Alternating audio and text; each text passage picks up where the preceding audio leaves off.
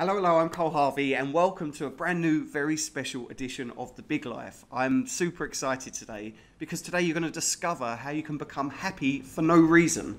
This is where you feel a deep sense of peace and well-being and connection no matter what's going on around you. And you're also going to learn the latest breakthroughs in neuroscience and positive psychology, which you can apply to your life. And these are scientifically proven secrets to boost your happiness fast.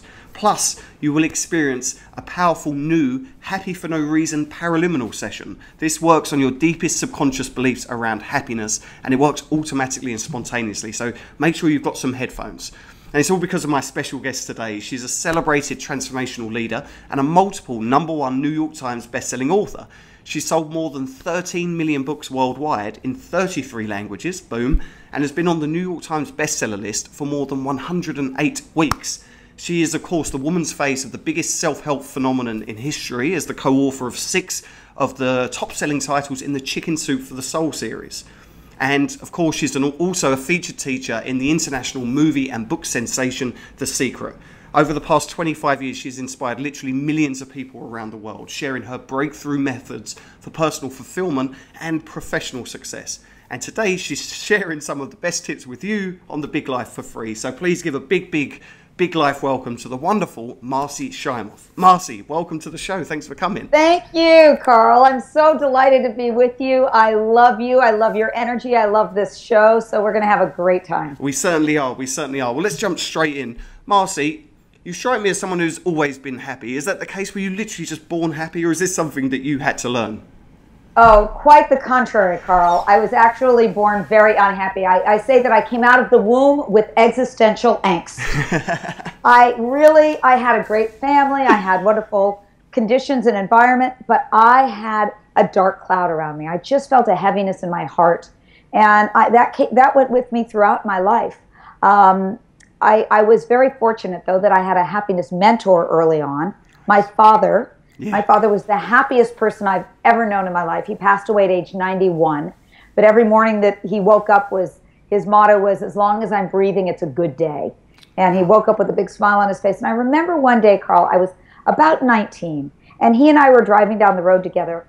And I looked at him and I said, Dad, what's your best advice for life? And he looked at me and he said 4 words.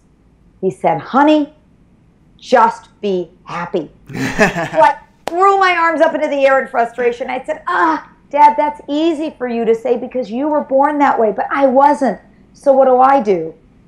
And he thought for a moment, and then he said 4 more words. He said, honey, I don't know. And that's when I realized some people are just born happy. And if you are one of those people, congratulations, fabulous. I was not one of those people, and I decided to dedicate my life to finding out how I could be happier, how you could be happier, anyone could be happier. And the news is great. Science has cracked the happiness code, and anyone, everyone, no matter where you are, you could already be very happy or on the whole continuum down to unhappy.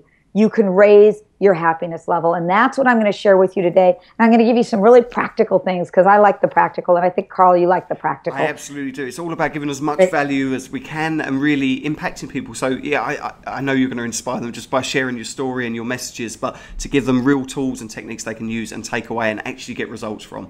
Well, look, let me ask you this, Marci. I've been doing a bit of research on the old statistics. And because, like you, I was one of the people who was not born happy and have had to learn a lot of this stuff. And it seems like I'm not alone. Less than 30% of people report being deeply happy. 25% of Americans and 27% of Europeans claim to be depressed. Blame that on the European weather. It's probably that tips it over. And the World Health Organization predicts that by 2020, just 5 years from now, depression will be second only to heart disease in terms of the global burden of illness. Why is this? Our lifestyles are better than ever. We have more of the things that we want. We're more abundant than ever before, yet so many people are unhappy. It's almost like the more stuff we collect, the more gadgets and houses and success we get, the unhappier we are. Why is that? Unhappiness is an epidemic. It is absolutely true. 50 years ago, we didn't have anywhere near as much as what we have now materially, and yet we're unhappier now than we were then. So it's really rampant. Actually, 1 out of 4 women is on antidepressants. Staggering. Wow. And I think there are 2 reasons for this. Number 1 is that we actually have so much going on. We are more stressed now than we've ever been. And stress, we know, is a major cause of unhappiness. Yeah. And the second reason is that we have bought into a myth that most people in society have been taught. And that myth is, I'll be happier when. Yeah. I'll be happier when I make more money. I'll be happier when I have a better car. I'll be happier when I have a better house. I'll be happier when I have a better spouse. Yeah. And the very famous one for women is, I'll be happier when I lose 20 pounds. And it is not true. And if I may just share another little piece of my story here, because I will tell you, I subscribed to that myth for many, many years. I thought, and maybe, Carl, you'll be able to relate to some of this story. I think that most people will be able to relate to some of this. I thought I wanted to get happy, so I would set goals for myself. Mm-hmm. And I set 5 goals for myself. This was when I was in my early 20s. And I thought when I got those 5 goals, that would be all I'd need to be happy. And they were to have a great career helping people, to have a wonderful husband or life partner, mm-hmm. to have fabulous friends, a comfortable home, and the equivalent of Halle Berry's body. Now, I got 4 out of the 5. I do not have Halle Berry's body, but I have a healthy body, so I'm grateful for that. So I got all of those, and I had a wake-up moment. And my wake-up moment came in July of 1998. I had 3 books in the top 5 on the New York Times bestseller list. I had just finished giving a speech to 8,000 people. I had autographed 5,432 books. And I felt like an author rock star. Yeah. Everything in my life that I thought I needed to be happy was there. And after I autographed that last book, I went up to my hotel room, which was the penthouse suite that my client had gotten for me. And I looked out over the beautiful city of Chicago, and I plopped onto my bed, and I burst into tears. Oh. And I burst into tears because I realized I had what I thought I needed to be happy, and I still wasn't. And I could no longer continue to buy into that myth that just one more thing was going to do it. And I know that everybody who's listening right now, you've gotten your goals. Some of your goals have happened. Maybe not all of them, but some of them have. And you're happier for a little while. But within a few months, you will actually return to your happiness, original happiness level. And it's all because of something called your happiness set point. So, Carl, should we talk about that a little bit? I think we absolutely should. I just want to echo that because I'm sure it's something that everyone can relate to. And in fact, I just reached the biggest goal I ever set for myself about 3 weeks ago, and it was great. I mean, I got a lot of intrinsic motivation. It was to make $1 million in my business, and my focus isn't on money, but it was more just a psychological breakthrough for me. And I'd convinced myself, I'd fallen into the trap that once I do that, I will feel more successful. I will feel like I deserve this, or whatever it may be. And actually, when I reached the goal, I didn't even feel excited. I felt like almost drained and as if I needed to do something else immediately. And I stopped, luckily. I took a few days off and I was like, I'm doing this the wrong way, because it can't be that the goal was too small. And because that's what I usually do. Okay, well, it wasn't that. I need to set a bigger goal. And luckily, by then I'm studying your work and looking forward to interviewing you and really playing around with some of these concepts. And I think one of the key ones that resonated with me was the idea of the happiness set point. So if you could explain what that is, I think it will impact a lot of people like it did me. I will, and I'm so glad you brought up that example, because we think that success is going to bring us happiness, but we actually have it backwards. Happiness will bring us greater success. Research has found that when you're happier, you are more successful. In fact, you make on average $1 million more when you're happier. You live on average 9 years longer, you're healthier, you have better relationships. But we have it backwards. So what we need to do is put the happiness first, and then the success is actually something that you have more of and that you enjoy. So here's why this works the way that it does. Mm-hmm. As far as I'm concerned, this particular research and all this that I'm sharing about happiness, this should be headline news. Yeah. Because here, the one thing that we all want more than anything, that humans have wanted throughout history more than anything, is to be happy. Aristotle said that happiness is the be-all and end-all of life. It's the goal of all goals. And we know how to get there. Scientific research has shown us. And that's like phenomenal. And I'll tell you, honestly, this works. I started studying the habits of happy people, and I started practicing them in my life. And I will say that I went from almost failing in happiness in the American grading system. I'd have given myself a D plus in happiness. And I applied these principles, and I'm an A. Now, that doesn't mean I'm still not working on it, but it really, really works. So here's the coolest piece of the research on happiness. We all have a happiness set point. It's like a thermostat setting. No matter what happens to us, good or bad, we will hover around our thermostat setting.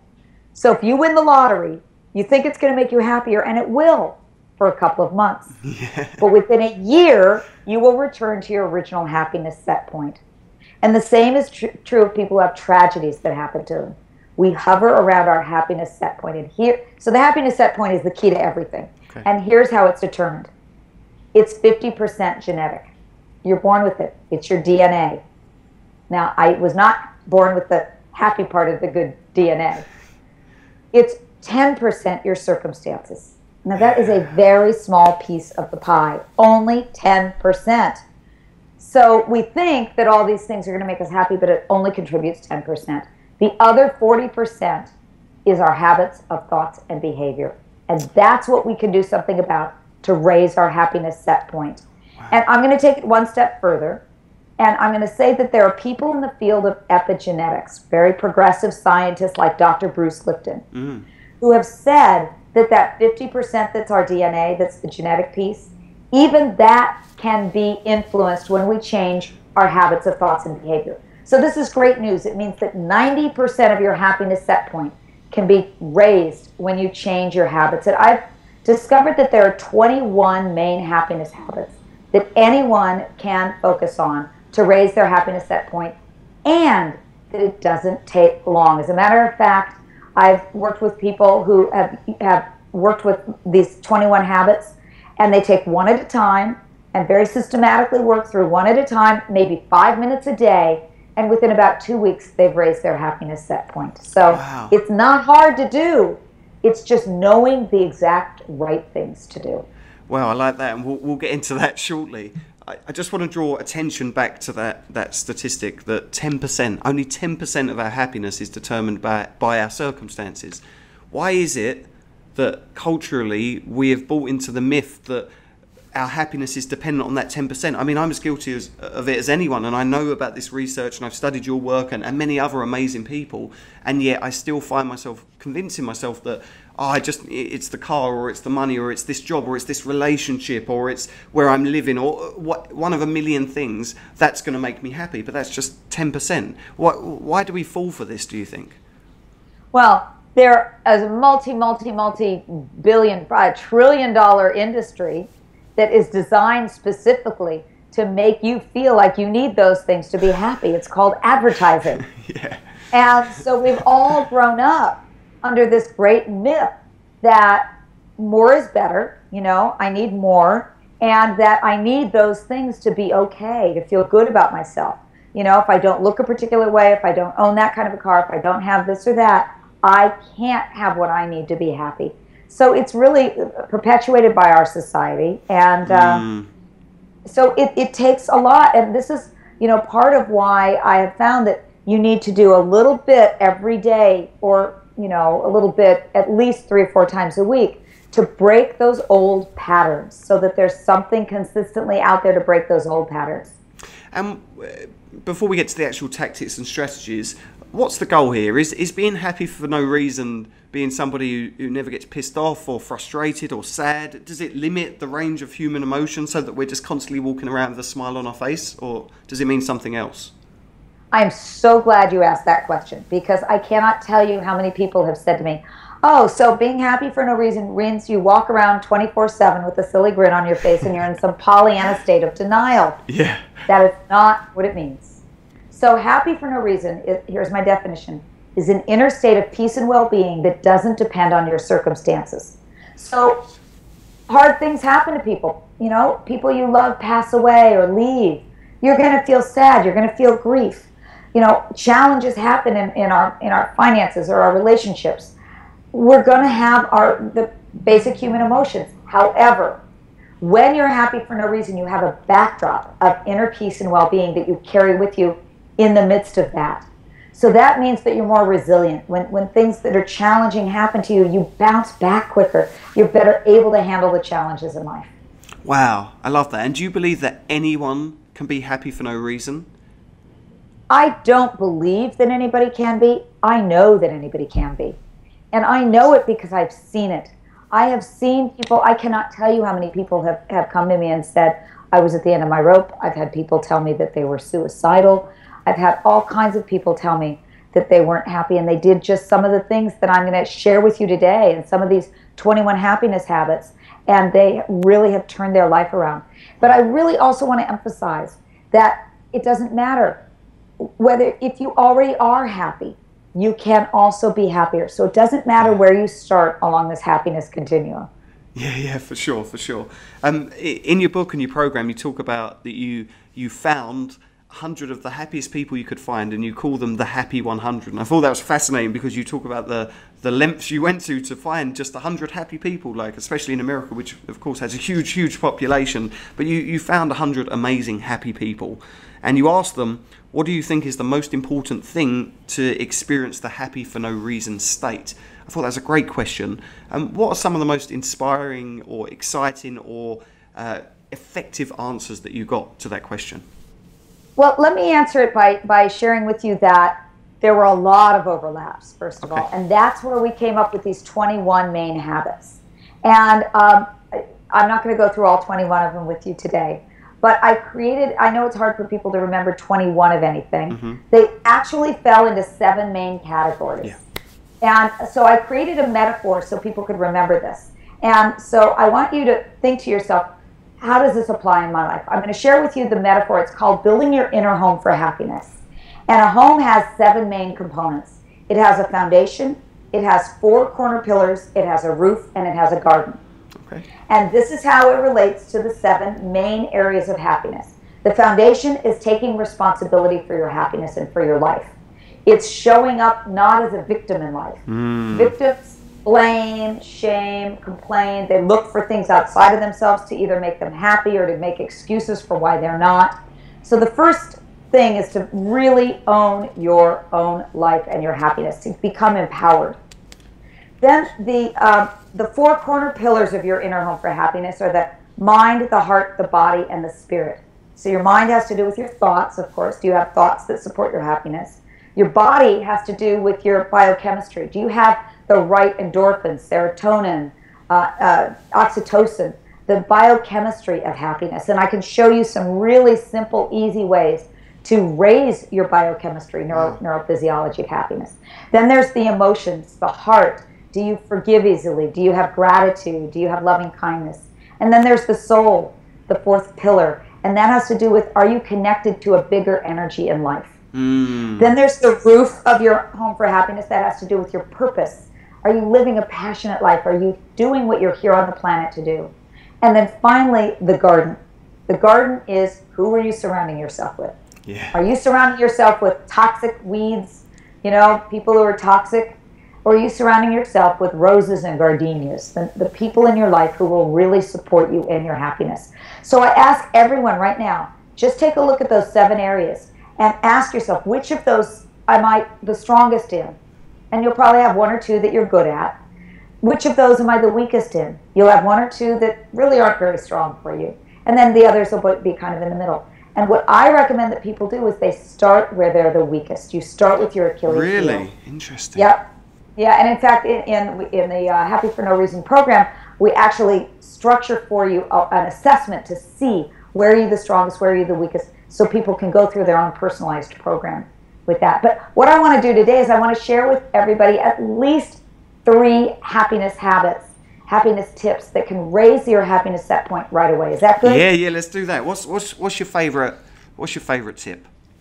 Really hard to say, but I'm going to share with you 3. Okay, cool. Boom. So the first one has to do with living with an open heart. One of the things that I found about people who are happy is that they have a lot of love. Yeah. And I don't mean ooey gooey. I'm not talking that, most people think of love as some airy fairy thing.